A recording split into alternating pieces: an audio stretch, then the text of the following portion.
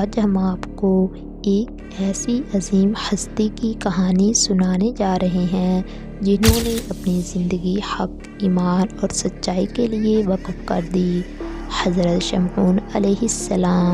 تو دوستو، ہمارے ساتھ رہیے اور اس ایمان افروز داستان کو جاننے کے لیے ویڈیو کو آخر تک ضرور دیکھیں۔ حضرت شمعون علیہ السلام، جنہیں عیسائیت میں سنت پیٹر کے نام سے بھی جانا جاتا ہے، ایک نبی اور حضرت عیسیٰ علیہ السلام کے خاص ساتھیوں میں سے تھے۔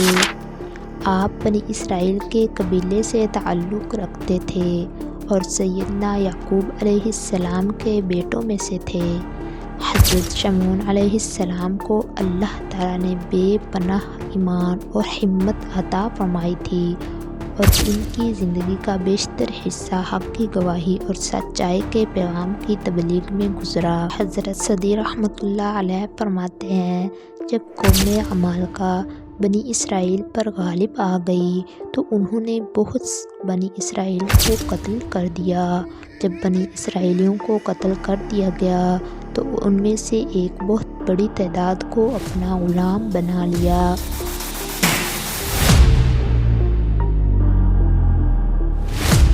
حضرت یعقوب علیہ السلام کے بیٹے لاوی کے خاندان سے نبوت کا سلسلہ ختم ہو گیا اور ان کی اولاد میں سے صرف ایک حاملہ خاتون باقی رہ گئی۔ اس خاتون نے اللہ تعالیٰ سے دعا مانگی کہ اے اللہ، مجھے بیٹا عطا فرما۔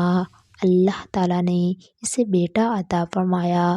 اس نے اس بیٹے کا نام شمویل یعنی شمعون رکھا۔ عبرانی زبان میں اس کا معنی ہے اللہ نے میری دعا سن لی۔ جب یہ بچہ کچھ بڑا ہوا تو ماں نے اسے مسجد میں لے جا کر ایک نیک آدمی کے حوالے کر دیا تاکہ وہ اللہ کی عبادت اور بھلائی کی باتیں سیکھے۔ جوان ہونے تک یہ اسی نیک آدمی کے پاس رہا۔ ایک رات یہ سویا ہوا تھا کہ مسجد کے ایک کونے سے آواز آئی۔ یہ گھبرا کر اٹھا اور اسے ایسا لگا جیسے اس کے استاد محترم نے بلایا ہو۔ اس نے اپنے استاد محترم سے پوچھا، کیا آپ نے مجھے بلایا ہے؟ استاد نے کہا، جی ہاں، میں نے ہی بلایا تھا، لہٰذا آپ پریشان نہ ہوں، سو جائیں۔ جب وہ سو گیا پھر اسے دوبارہ آواز آئی، پھر وہ اٹھا۔ 3 بار ایسے ہی ہوا۔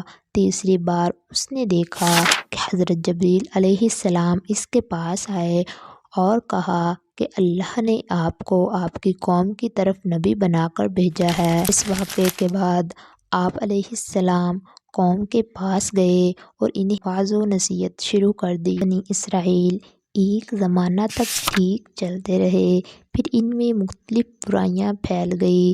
اللہ سبحانہ وتعالیٰ نے مسلسل ان پر انبیاء علیہم السلام کو بھیجا جو بنی اسرائیل کو بری باتوں سے منع کرتے اور نیکی کی تلقین کرتے رہے، لیکن جب بنی اسرائیل میں برائیاں عام ہو گئی تو اللہ تعالیٰ نے دشمن کو ان پر مسلط کر دیا جنہوں نے ان کا قتل عام کیا، مال اسباب لوٹ لیا اور اکثر کو گرفتار کر لیا۔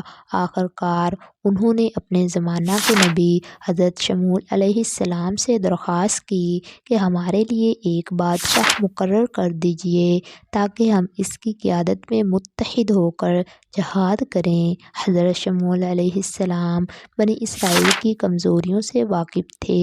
انہوں نے کہا، اے میری قوم، ممکن ہے کہ جہاد فرض ہو جانے کے بعد تم اس کے منکر ہو جاؤ۔ بنی اسرائیل نے کہا، ہم جہاد کیوں نہیں کریں گے؟ ہمارے گھر برباد ہو گئے اور ہم بچوں سے دور کر دیے گئے، کیا ہم اپنی عورتوں اور بچوں کو آزاد کرانے کے لیے دشمنوں سے جہاد نہیں کریں گے؟ آخر کار اللہ تعالیٰ کے حکم سے حضرت شمویل علیہ السلام نے ان کا بادشاہ طالوت مقرر کر دیا، جس کی قیادت میں وہ جہاد کے لیے نکلے۔ اللہ نے راستے میں ان کی آزمائش کی، جس میں سے کچھ کامیاب ہوئے اور اکثر ناکام ہوئے۔ اسی لشکر میں اللہ تعالیٰ کے نبی حضرت داؤد علیہ السلام بھی تھے، جنہوں نے کم عمر ہونے کے باوجود دشمن قوم کے سردار جالوت کو قتل کیا اور قوم عمالقہ بنی اسرائیل سے جو تابوت اور سکینہ چھین کر لے گئی تھی وہ بھی انہیں اسی جہاد کے دوران ملا۔ جالوت کے قتل سے اس کے لشکروں کو شکست ہوئی، کفر کا زور ٹوٹ گیا اور اہل ایمان کا غلبہ نصیب ہوا۔ فرمان الہی ہے، کیا آپ حضرت موسیٰ علیہ السلام کے بعد بنی اسرائیل کے سرداروں پر غور نہیں کیا جب انہوں نے بنی اسرائیل حضرت شمویل علیہ السلام سے کہا کسی کو ہمارا بادشاہ مقرر کر دیجیے تاکہ ہم اس کی قیادت میں اللہ کی راہ میں جہاد کریں۔ اس نبی نے کہا کہیں ایسا نہ ہو کہ تم پر جہاد فرض کر دیا جائے اور تم جہاد سے انکار کر دو۔ انہوں نے کہا یہ کیسے ہو سکتا ہے کہ ہم اللہ کی راہ میں جہاد نہ کریں جبکہ ہمیں اپنے گھروں سے نکالا گیا ہے، بچوں سے جدا کیا گیا ہے۔ پھر جب ان پر جہاد فرض کر دیا گیا تو ان میں سے سوائے چند آدمیوں کے سب اس عہد سے پھر گئے اور اللہ ظالموں کو خوب جانتا ہے۔ ان بنی اسرائیل سے ان کے نبی نے کہا اللہ نے طالوت کو تمہارا بادشاہ مقرر کیا ہے۔ انہوں نے کہا یہ کیسے ہو سکتا ہے وہ طالوت ہمارا بادشاہ بن جائے حالانکہ ہم اس سے زیادہ بادشاہی کے حقدار ہیں، وہ طالوت زیادہ مالدار بھی نہیں ہے۔ اس نبی نے کہا اللہ نے اسے تم میں سے منتخب کر لیا ہے اور علمی جسمانی صلاحیت اسے تم سے زیادہ عطا فرمائی ہے اور اللہ جسے چاہتا ہے اپنا ملک عطا کرتا ہے۔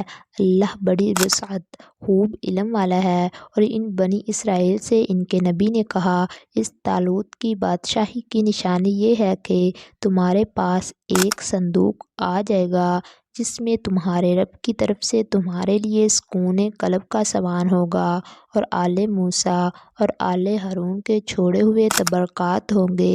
اس صندوق کو فرشتے اٹھا کر لائیں گے۔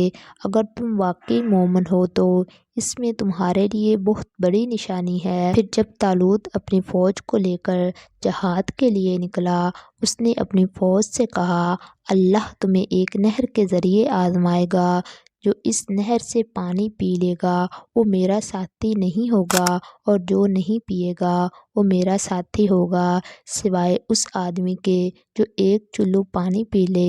ان میں سے چند افراد کے علاوہ سب نے پانی پی لیا۔ پھر جب وہ طالوت اور اس کے مومن ساتھی نہر پار کر چکے تو کمزور ایمان والے لوگوں نے کہا آج ہمیں جالوت اور اس کے لشکروں سے لڑنے کی طاقت نہیں ہے۔ جن لوگوں کو اللہ سے ملاقات کا یقین تھا انہوں نے کہا اکثر و بیشتر چھوٹی جماعتیں اللہ کے حکم سے بہت بڑی جماعتوں پر غالب آ جاتی ہیں اور اللہ صبر کرنے والوں کا ساتھی ہے۔ اور جب طالوت اور اس کے لشکر کا مقابلہ ہوا تو انہوں نے دعا مانگی اے ہمارے رب ہمیں صبر عطا فرما اور ہمیں ثابت قدم رکھ اور کفار کے مقابلے میں ہماری مدد فرما۔ انہوں نے طالوت اور اس کے ساتھیوں نے اللہ کے حکم سے انہیں جالوت اور اس کے لشکر کو شکست دی اور داؤد طالوت کے لشکر کے ایک سپاہی نے جالوت کو قتل کر دیا۔